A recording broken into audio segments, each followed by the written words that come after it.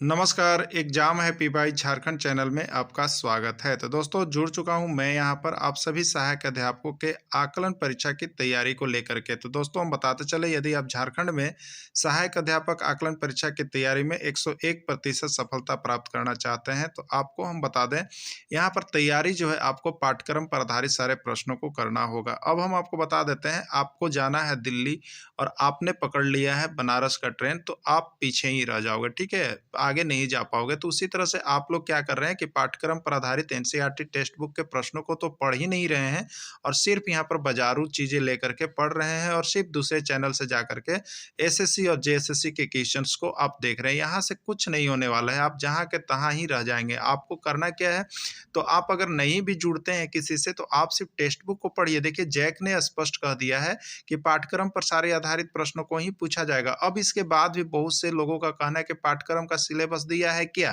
तो पाठ्यक्रम का सिलेबस है, जैक की किताब बनी हुई है, जैक ने ही किताब को दिया है।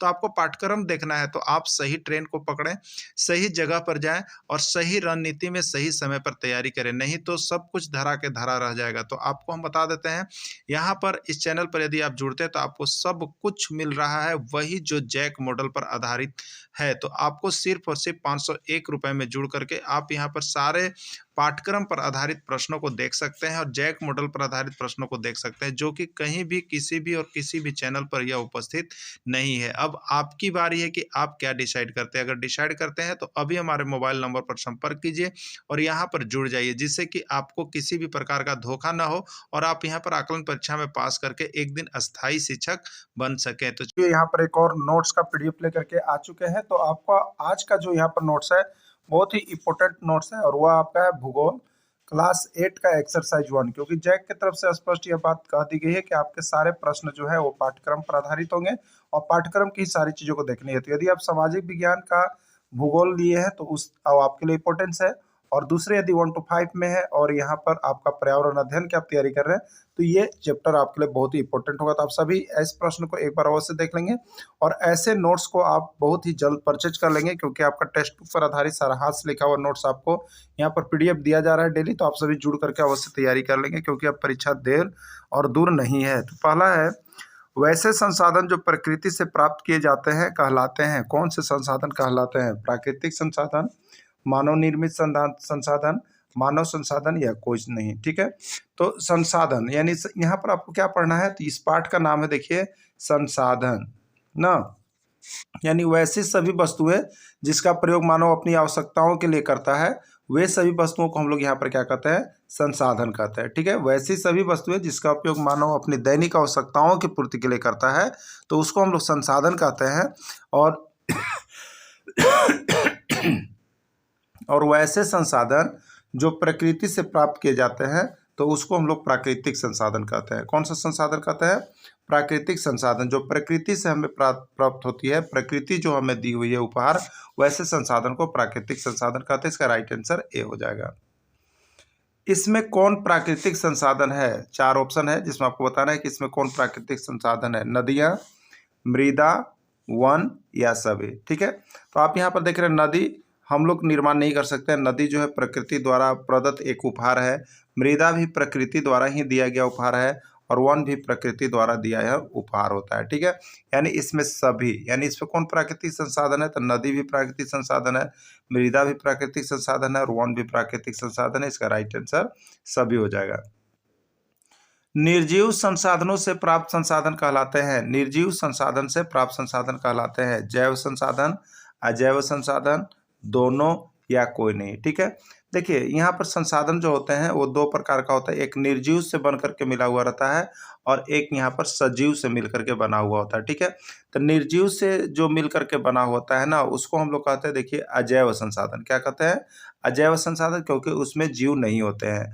और जो सजीव से मिलकर बने हुए रहते हैं उसको हम लोग कहते हैं जैव संसाधन, क्योंकि उसमें जीव होता है। तो जिसमें जीव है तो सजीव में जीव होता है, तो जिसमें जीव है उसको जैव संसाधन और जिसमें जीव नहीं है उसको अजैव संसाधन के नाम से जानते हैं। ठीक है, तो इसका राइट आंसर हो जाएगा अजैव संसाधन। अगला प्रश्न है, सजीव संसाधन से प्राप्त संसाधन क्या कहलाता है? तो आप ये हमने बताया था आपको इसी में कि सजीव में क्या होता है, बताइए। सजीव जो होते हैं उसमें जीव पाए जाते हैं। क्या पाए जाते हैं? जीव पाए जाते हैं। तो जिसमें जीव पाए जाते हैं वैसे संसाधन को हम लोग क्या कहते हैं, जैव संसाधन कहते हैं। ठीक है, जैव संसाधन कहते हैं। तो सजीव जो हो गए वो जैव संसाधन में जाएंगे, तो इसका राइट आंसर हो जाएगा जैव संसाधन। ठीक है, चलिए अगला देखिएगा, इसमें कौन अजैव संसाधन का उदाहरण है। आपको बताना है कि इसमें कौन अजैव संसाधन का उदाहरण है। मृदा, चट्टान, हवा या सभी। तो देखिए इसमें क्या है, ये सभी निर्जीव चीजें हैं। क्या है आपका, निर्जीव है। ये भी निर्जीव है, ये भी निर्जीव है। तो जो निर्जीव चीजें होती है जिसमें जीव नहीं होती है तो उसको हम लोग अजैव संसाधन के अंतर्गत रखते हैं। ठीक है, उसको किसके अंतर्गत रखते हैं, अजैव संसाधन के अंतर्गत रखते हैं। जिसमें जीव नहीं होता, जिसमें जीव होता है उसमें जैव संसाधन के अंतर्गत रखते हैं। अगला प्रश्न है, इसमें कौन जैव संसाधन है। आपको बताना है कि इसमें कौन जैव संसाधन है। पौधे, जंतु, मानव या सभी। ठीक है, तो सभी हरे पेड़ पौधे में क्या होता है, जीव होता है। जंतु, सभी जंतुओं में जीव होता है और मानव भी सजीव होते हैं। तो सजीव प्राणियों से बना हुआ संसाधन को हम लोग क्या कहते हैं, जैव संसाधन कहते हैं, जो सजीव प्राणी से मिलकर बना होता है। तो ये सभी इसका राइट आंसर हो जाएगा। इन सभी में जीव होते हैं, सजीव होते हैं, इसलिए ये जैव संसाधन का उदाहरण है। सभी इसका राइट आंसर होगा। ठीक है, अगला देखिए, नोट्स बनाया हुआ है, जो यहाँ पर नोट्स परचेज करते हैं। जितने भी सजीव हैं सभी जैव संसाधन के अंतर्गत आते हैं, आपको दिमाग में रख लेना है। ठीक है, चलिए अगला प्रश्न है, इसमें कौन नवीकरणीय संसाधन का उदाहरण है। इसमें कौन नवीकरणीय संसाधन का उदाहरण है। वायु, जल, मिट्टी या सभी। ठीक है, इसमें कौन नवीकरणीय संसाधन का उदाहरण है। तो इसमें सभी होगा, इसका राइट आंसर सभी। यानी वायु भी नवीकरणीय है, मिट्टी भी नवीकरणीय है और जल भी नवीकरणीय है। यानी इसका एक बार उपयोग होने के बाद ये समाप्त नहीं होते हैं। ठीक है, और जो समाप्त होते हैं उपयोग करने के बाद उसको अनवीकरणीय में डालेंगे। तो इसका एक बार यूज किया जाए तो ऐसा नहीं है कि इसको फिर निर्माण होने में सैकड़ों करोड़ों वर्ष लग जाएगा, इसलिए इसमें नहीं होता है। ये हमेशा निर्माण होते ही रहता है, इसलिए इसको हम लोग जैव संसाधन के अंतर्गत रखते हैं या नवीकरणीय संसाधन जो है हम कहते हैं। ठीक है, तो ये नवीकरणीय संसाधन का उदाहरण होगा, इसका राइट आंसर सभी होगा। देखिए यहाँ पर नोट्स बनाया हुआ है कि वैसे संसाधन जिसको दोबारा बहुत जल्द ही निर्माण किया जा सकता है नवीकरणीय संसाधन कहलाते हैं। हवा कुछ समय के लिए यदि बंद हो जाएगा तो उसका निर्माण नहीं किया जाता, हम लोग हवा कृत्रिम नहीं उसको बनाते हैं। ठीक है, तो ये जो है आपका नवीकरणीय संसाधन है। जल भी अपने आप निष्कासित होता रहता है, नवीकरणीय संसाधन है। इसमें कौन अनवीकरणीय संसाधन है। कोयला, पेट्रोलियम, प्राकृतिक गैस या सभी। इसमें कौन अनवीकरणीय संसाधन है। अनवीकरणीय संसाधन क्या है, वैसे संसाधन है जो एक बार समाप्त हो जाता है तो इसको निर्माण होने में लाखों करोड़ों वर्ष लग जाता है, उसके बाद निर्माण होता है, इसलिए इस सभी को अनवीकरणीय संसाधन कहते हैं। तो कोयला, कोयला देखिए अनवीकरणीय संसाधन है, क्योंकि जो कोयले की खदान जहाँ से कोयला निकल जाती है फिर वहाँ पर कोयले का निर्माण होने में सैकड़ों वर्ष लग जाते हैं। तो कोयला अनवीकरणीय संसाधन है। पेट्रोलियम भी अनवीकरणीय संसाधन है, क्योंकि इसका ज़्यादा उपयोग किया जाए और एक बार समाप्त हो जाए तो वहाँ पर दोबारा तुरंत पर पेट्रोलियम का निर्माण नहीं हो पाता है। ठीक है, और प्राकृतिक गैस यह भी आपका यहाँ पर अनवीकरणीय संसाधन का उदाहरण है। तो याद रखिएगा, एक फॉर्मूला है अनवीकरणीय संसाधन, यानी उसको हम लोग कहते हैं कोपे को। क्या कहते हैं, कोपे को, यानी कोयला, पेट्रोलियम और कोल गैस या प्राकृतिक गैस। ठीक है, इसी को कोपेको के नाम से जानते हैं। वैसे संसाधन जिसकी एक बार समाप्ति हो जाने के बाद दोबारा निर्माण होने में 100 से ज़्यादा वर्षों तक का समय लग जाता है अनवीकरणीय संसाधन कहलाते हैं। इसलिए कोयला, पेट्रोलियम और प्राकृतिक गैस जो है ये अनवीकरणीय संसाधन का उदाहरण है। प्रधानमंत्री कौशल विकास योजना का शुभारंभ कब किया गया है। 2014 ईस्वी में, 2015 ईस्वी में, 2016 ईस्वी में या 2018 ईस्वी में। प्रधानमंत्री कौशल विकास योजना का शुभारंभ किया गया है कब। तो इसका राइट आंसर देखिए आपका सी, 2016 ईस्वी में कौशल विकास योजना का शुभारंभ किया गया है। इसमें कौन मानव निर्मित संसाधन है। आपको बताना है कि इसमें कौन जो है मानव निर्मित संसाधन है, मानव के द्वारा। तो मानव निर्मित संसाधन सबसे पहले हम जानेंगे किसे कहते हैं।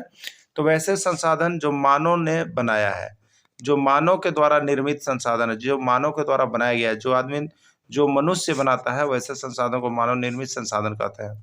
जैसे कैंसर उपचार की औषधि की बात करेंगे तो दवा कोई भी बनाता हो तो वो फार्मासिस्ट लोग यहाँ पर करते हैं और वो मानव के द्वारा बनाया जाता है। तो जो मानव के द्वारा बनाया जाता है वो मानव निर्मित संसाधन है, यानी कैंसर उपचार की दवा ये मानव निर्मित संसाधन है। ठीक है, रेलगाड़ी का निर्माण, रेलगाड़ी का डब्बा का जो निर्माण होता है वो भी आदमी के द्वारा ही किया जाता है, मानव के द्वारा किया जाता है। रेलगाड़ी का डब्बा मानव ने बनाया है, इसलिए यह मानव निर्मित संसाधन है। सड़क का निर्माण, तो सड़क भी निर्माण जो है वो मानव ही कराता है, इसलिए यह मानव निर्मित संसाधन है। और अगला है डी सभी, तो इसमें राइट आंसर क्या हो जाएगा? डी सभी। यानी कैंसर उपचार की औषधि जो है वो भी आपको यहाँ पर है। रेलगाड़ी निर्माण का डब्बा वो भी मानव निर्मित संसाधन है। सड़क का निर्माण वो भी मानव निर्मित संसाधन है। इसका राइट आंसर सभी हो जाएगा। ठीक है, चलिए अगला देखिएगा। इसमें कौन प्राकृतिक संसाधन है? इसमें कौन प्राकृतिक संसाधन है? आपको बताना है कि इसमें कौन प्राकृतिक संसाधन है। नदी, सड़क, मानव या कोई नहीं। ठीक है, तो देखिए नदी तो प्रकृति के द्वारा प्रदत्त है, हम लोग इस नदी को नहीं बना सकते हैं, तो नदी ये जो है प्रकृतिक प्रदत्त है, इसलिए प्राकृतिक संसाधन है। सड़क क्या है? तो सड़क मानव के द्वारा बनाया जाता है, इसलिए यह मानव निर्मित संसाधन है। और मानव क्या है? तो मानव खुद ही एक संसाधन है। मानव जो है खुद ही एक संसाधन है, इसलिए यह मानव संसाधन हो गया। और यहाँ पर कोई नहीं, इसका राइट आंसर क्या हो जाएगा? इसमें कौन प्राकृतिक संसाधन है? तो नदी है। तो इस तरह से यहाँ पर समाप्त हो गया। तो आप देखिए यहाँ पर हम आपको बता दें, डेली एनसीईआरटी टेक्स्ट बुक का पूरे चैप्टर का नोट्स और पीडीएफ आपको देखना है तो अभी कभी हमारे क्लासेस ज्वाइन कर लीजिए, क्योंकि आपका रिवीजन क्लास भी चल रहा है। और उसके बाद यहाँ से सारे नोट्स एक बार देख लीजिए, आपका 101% आकलन परीक्षा में रिजल्ट फिक्स हो जाएगा। तो आप सभी अभी कभी नोट्स लेकर के जरूर सभी पढ़ लेंगे, जिससे कि आपका 101% रिजल्ट हो जाए। वीडियो के अंत तक जुड़े रहें, इसके लिए आप सभी को बहुत बहुत धन्यवाद।